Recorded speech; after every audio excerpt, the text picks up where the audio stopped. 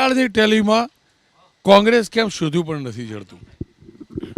જો સ્વાભાવિક છે રોનકભાઈ, અહીંયા જે મતોનું ધ્રુવીકરણ થયું અને મતોના ધ્રુવીકરણની અંદર જે આપણે ટકાવારીની વાત કરીએ, મતોના ધ્રુવીકરણની અંદર ટીએમસીની ટકાવારી જે છે 41% મત બતાવે છે અને ભાજપની ટકાવારી 45થી 46% બતાવે છે. એટલે માત્ર 5%નો ફરક છે.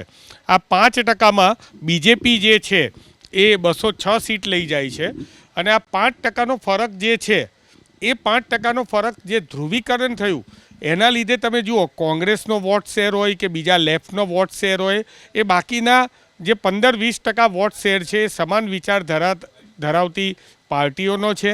બાકી જે પ્રમાણે ઘૂસપેટિયાનો મુદ્દો હતો તો બીએસએફ છે, બોર્ડર સિક્યુરિટી ફોર્સ, એ તો કેન્દ્ર સરકારની અંડરમાં આવે છે. માનનીય અમિતભાઈ શાહ ગૃહમંત્રી અને એમના જે પણ રાજનાથસિંહ છે એમની અંડરમાં આવે છે. એટલે અંદર આવેલા લોકો છે એમની જવાબદારી બહાર કાઢવાની એ તો કેન્દ્ર સરકારની હતી.